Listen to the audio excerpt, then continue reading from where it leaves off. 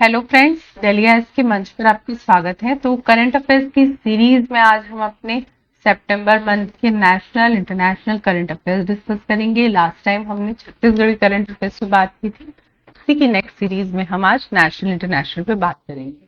तो हमारा जो फर्स्ट टॉपिक वो है भारत के नए उपराष्ट्रपति।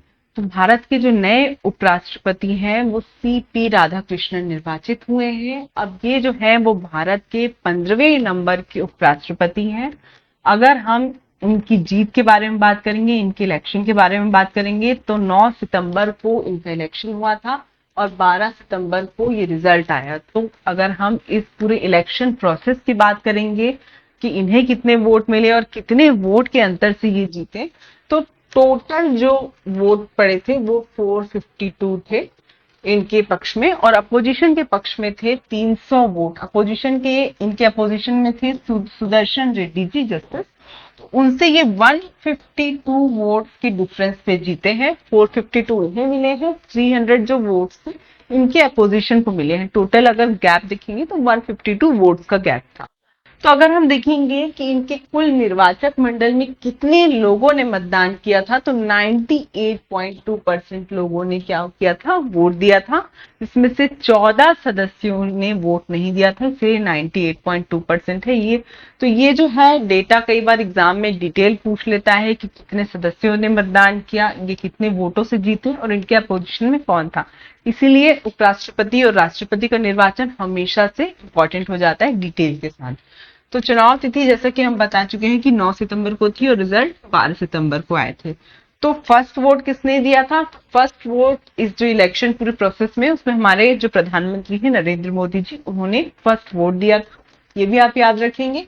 तो ये पूरे इलेक्शन प्रोसेस के बाद अगर हम देखेंगे कि जो ये राधा कृष्णन जी हैं, इनकी हिस्ट्री क्या है, इनकी पॉलिटिकल बैकग्राउंड क्या है, ये उपराष्ट्रपति बनने से पहले किन किन पदों पर रहे, तो इसके बारे में अगर हम देखेंगे तो ये जो है वो इनका जन्म हुआ था 20 अक्टूबर 1957 को तिरुपुर तमिलनाडु। तो ये तमिलनाडु स्टेट से बिलोंग करते हैं, सबसे पहले आप ये याद रखेंगे। इसके बाद अगर हम इनकी पॉलिटिकल यात्रा देखेंगे, राजनीतिक इनकी यात्रा देखेंगे, तो 1974 में इन्होंने अपनी पॉलिटिकल जर्नी स्टार्ट की। 1974 में ये जनसंघ के सदस्य के रूप में राजनीति में प्रवेश करते हैं। इसके बाद 1998 में ये लोकसभा के मेंबर बनते हैं। तो लोकसभा से ये कोयम्बटूर लोकसभा से सांसद के रूप में निर्वाचित होते हैं 1998 में। अगर हम इनके बीजेपी अध्यक्ष की जर्नी देखेंगे तो 2005-6 में ये तमिलनाडु प्रांत के बीजेपी चेयरमैन बनते हैं।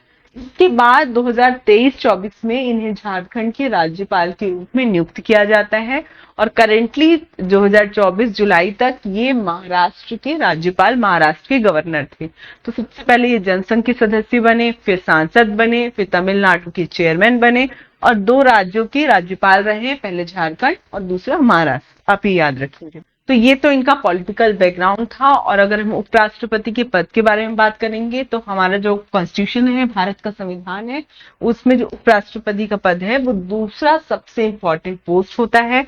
अगर हम ये देखेंगे कि ये संविधान में कहां से कहां तक है, तो 63 से 69 तक इसका उल्लेख है भारतीय संविधान में, और ये अमेरिका से लिया गया है।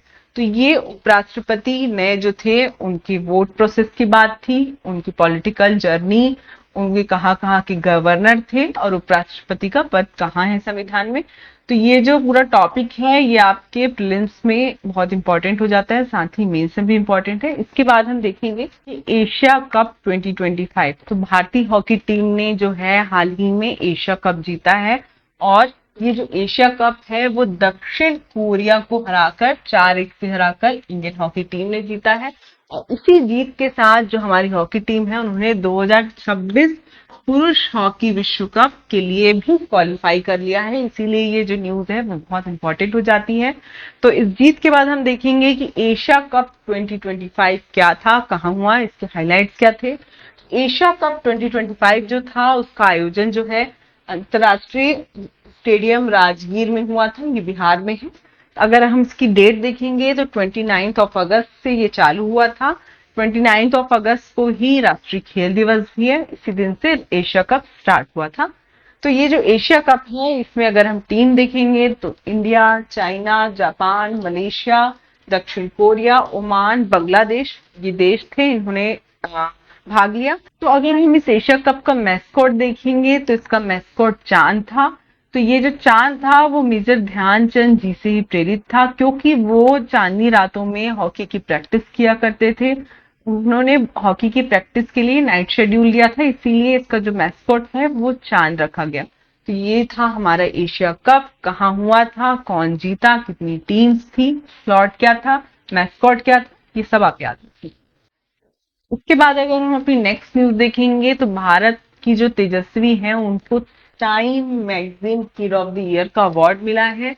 तो ये जो अवार्ड है वो इनको क्यों मिला है, अगर हम ये देखेंगे तो ये जो 17 साल की तेजस्वी है उन्होंने जो भी वृद्ध हैं अमेरिका में उनको ऑनलाइन धोखाधड़ी का जो भी वृद्ध शिकार हो रहे थे उनको इससे बचाया, अवेयर किया, इसीलिए इनको ये अवार्ड मिला है। तो ये जो तेजस्वी हैं ये भारत मूल वंश की है लेकिन ये रहती अमेरिका में है, ये टेक्सास के फ्रिस्को की हैं।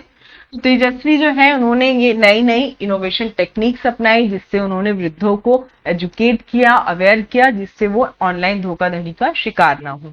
तो ये इसलिए इन्हें time magazine of the kid का अवार्ड मिला। तो इसके बाद हम अपना नेक्स्ट करंट अफेयर देखेंगे जो है ग्लोबल पीस इंडेक्स। तो हर वर्ष की तरह इस वर्ष भी इंडेक्स जारी किया गया है। तो ये इंडेक्स कौन जारी करता है, सबसे पहले हम ये देखेंगे। तो इंडेक्स जो करता है वो institute for economic and peace की संस्था है, ये जारी करती है। इस वर्ष इस इंडेक्स में 163 नेशंस ने भाग लिया। अगर हम सबसे पहले देखेंगे कि टॉप कौन कौन से नेशंस हैं, तो हर वर्ष की तरह आइसलैंड टॉप पर है, सेकंड आयरलैंड, थर्ड है न्यूजीलैंड।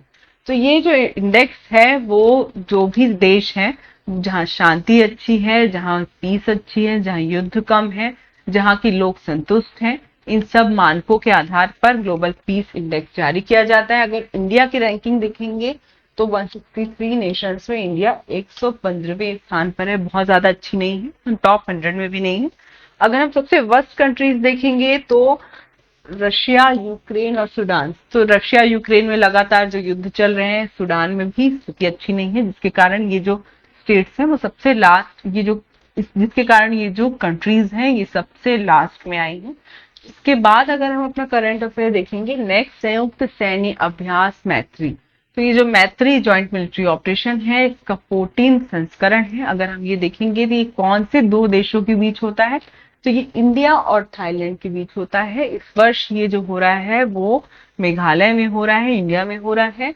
तो इसका आयोजन अगर हम देखेंगे तो 1 से 14 सितंबर के बीच हो रहा है मेघालय में। अगर इसके इंपॉर्टेंट पॉइंट्स देखेंगे जो मिलिट्री ऑपरेशन है, तो ये जो है मेघालय की उमरोई स्थित जॉइंट ट्रेनिंग नोड में हो रहा है। और ये जो सैन्य अभ्यास है इसका उद्देश्य क्या है, अगर हम ये देखेंगे तो इसका उद्देश्य है भारतीय सेना और रॉयल थाई सेना के बीच सहयोग समन्वय को बढ़ाना, टेक्नोलॉजिकल एक्सचेंज को बढ़ाना, एक दूसरे के साथ ज्वाइंट मिलिट्री ऑपरेशन करके एक दूसरे की टेक्निक्स को साझा करना। तो ये इसका उद्देश्य है। अगर हम ये देखेंगे कि ये कब से चल रहा है, तो ये 2006 में प्रारंभ हुआ था और इसका जो 13 संस्करण है वो थाईलैंड में हुआ था और इस वर्ष इसका 14 संस्करण कहाँ हो रहा है, वो इंडिया के मेघालय में हुआ। इसके बाद एक और ज्वाइंट मिलिट्री एक्सरसाइज है, वो है संयुक्त सैन्य अभ्यास युद्ध। ये जो युद्ध है वो भारत और अमेरिका के बीच होने वाली ज्वाइंट मिलिट्री एक्सरसाइज है। इसका अगर हम देखेंगे तो इसका 21वां संस्करण है, इस वर्ष ही हो रहा है अलास्का अमेरिका में। इसकी भी डेट जो है वो मैत्री के सिमिलर है, 1 से 14 सितंबर के बीच है। एज नोन कि ये भारत और अमेरिका के बीच होने वाली ज्वाइंट मिलिट्री एक्सरसाइज है। के बाद अगर हम अपना नेक्स्ट करंट अफेयर देखेंगे तो वो है NIRF रैंकिंग 2025। तो ये जो NIRF रैंकिंग है वो 4 सितंबर 2025 को जारी की गई। किसके द्वारा जारी की गई, केंद्रीय शिक्षा मंत्री धर्मेंद्र प्रधान जी के द्वारा जारी की गई। ये जो रैंकिंग है इसमें सबसे जो टॉप पे हमारी जो यूनिवर्सिटी आई है, जो कॉलेज जो आया है वो है IIT मद्रास। तो ये जो IIT मद्रास है उसने national institute of ranking framework में टॉप किया है। अगर हम ये जो रैंकिंग फ्रेमवर्क है इसमें सेकेंड और थर्ड यूनिवर्सिटी की देखेंगे तो इसके बाद जो है Indian institute of science Bangalore और थर्ड IIT बॉम्बे। टॉप 3 जो हमारी कॉलेजेस यूनिवर्सिटी है वो आईआईटी मद्रास है, Indian institute of science Bangalore है, और थर्ड है आईआईटी बॉम्बे। तो ये जो रैंकिंग है इसके बारे में अगर हम डिटेल देखेंगे तो ये जो रैंकिंग है वो 17 श्रेणियों में लगभग 7692 जो भी इंडिया के इंस्टीट्यूट है उन्होंने इसमें पार्ट लिया। तो अगर इस रैंकिंग की बात करेंगे कि इस रैंकिंग की हिस्ट्री क्या है, तो ये 2015 से जो हमारी एजुकेशन मिनिस्ट्री है, शिक्षा मंत्रालय है, वो जारी कर रहा है। अगर इस रैंकिंग के क्या पॉइंट्स हैं, किन हेड्स पे रैंकिंग दी जाती है, वो हम देखेंगे। तो इसके 5 मापदंड है जो है शिक्षण, एजुकेशन, सीखना, रिसर्च, इनोवेशन और आउटरीच, इंक्लूसिवनेस, और जो हमारे स्नातक परिणाम अर्थात हमारे जो ग्रेजुएशन का जो रिजल्ट आता है, परिणाम आता है, उन जो हेड्स हैं उस पे ये रैंकिंग बेस्ड है। तो ये जो रैंकिंग है वो इम्पोर्टेंट हो जाती है हमारे प्री के हिसाब से और मेंस के हिसाब से, कई बार एजुकेशन और एचआरडी वाले टॉपिक के लिए। इसके बाद कुछ नए अपॉइंटमेंट्स हुए हैं इंडिया में, जो हुए हैं भारत के नए महालेखा नियंत्रक, new controller general of accounts, जो बनी है टीसीएस कल्याणी। अब ये जो टीसीएस कल्याणी जी हैं ये कौन है, तो ये 1991 बैच की इंडियन सिविल अकाउंट सर्विसेज के ऑफिसर हैं। तो ये जो टीसीएस कल्याणी है वो 1991 बैच की Indian account services civil services के ऑफिसर हैं। तो उन्होंने जो है फाइनेंस मिनिस्ट्री के अंदर जो एक्सपेंडिचर डिपार्टमेंट है उसके अंतर्गत ये पदभार ग्रहण किया है। अगर हम इनके बारे में देखेंगे तो ये इस पोस्ट पर आने वाली 29 ऑफिसर हैं जिन्होंने 29 नंबर की सीजीए ऑफ इंडिया है। तो इससे पहले ये जो है टीसीएस कल्याणी जी वो हमारी होम मिनिस्ट्री के अंतर्गत चीफ अकाउंट कंट्रोलर की पोस्ट पर थी और अभी ये भारत की नई सीजीए बन गई। तो इसके बाद हम सीजीए के पोस्ट के बारे में देखेंगे। तो जी जो भारत में सीजीए का पोस्ट है वो भारत के फाइनेंस मिनिस्ट्री के एक्सपेंडिचर डिपार्टमेंट के अंतर्गत आता है। जो सीजीए है सरकार के जो मंथली और ईयरली जो हमारे अकाउंट्स होते हैं, एक्सपेंडिचर्स होते हैं, उनकी ऑडिटिंग करते हैं और उसके साथ साथ हमारे फाइनेंशियल मैनेजमेंट और जो हमारे सरकारी संसाधन है उनका प्रभावी उपयोग हो रहा है कि नहीं, उनके लिए वो अकाउंटिंग और विजिलेंस करते हैं। तो ये सीजीए की पोस्ट के बारे में है। उसके बाद हम नया करंट अफेयर्स देखेंगे, वो है नेपाल की नई प्रधानमंत्री। तो हाल ही में नेपाल में हुए जेनजी आंदोलन के बाद वहां की नई प्राइम मिनिस्टर नियुक्त हुई है जो है सुशीला कार्की जी। अब ये जो सुशीला कार्की जी हैं वो भारत की जो नेपाल की पहली महिला चीफ जस्टिस रह चुकी हैं। और ये जो है इनके अगर हम एजुकेशन बैकग्राउंड के बारे में बात करेंगे तो उन्होंने महेंद्र मॉर्निंग कॉलेज से अपना ग्रेजुएशन किया है, साथ ही इंडिया से भी इनका रिलेशन रहा है। बीएचयू से उन्होंने राजनीति शास्त्र में मास्टर्स किया है और लॉ की पढ़ाई की है। और 2017 में उनके खिलाफ इम्पीचमेंट महाभियोग का प्रस्ताव लाया गया था। इसके बाद से इन्होंने पोस्ट से रिजाइन कर दिया था और अभी फिलहाल वो नेपाल की अंतरिम प्रधानमंत्री के पद पर आसीन है। इसके बाद इंडिया ने एक नई अचीवमेंट हासिल की है रिन्यूएबल एनर्जी में। लगातार हम रिन्यूएबल एनर्जी में आगे बढ़ रहे हैं। तो इंडिया ने विंड पावर की जो कैपेसिटी है वो 52 गीगावाट को क्रॉस कर लिया गया है। तो अगर हम लीडिंग स्टेट्स देखेंगे विंड पावर में तो फर्स्ट है गुजरात, सेकेंड है तमिलनाडु, थर्ड है कर्नाटका। तो गुजरात में लगभग 14,000 मेगावाट, तमिलनाडु में 11,000 और कर्नाटका में 7,760। तो ये रेशियो कई बार पूछ लेता है प्रीलिम्स में कि विंड पावर में इंडिया का ऑल ओवर रैंकिंग क्या है। तो आप कमेंट बॉक्स में ये बताएंगे कि इंडिया की वर्ल्ड में विंड पावर में रैंकिंग क्या है।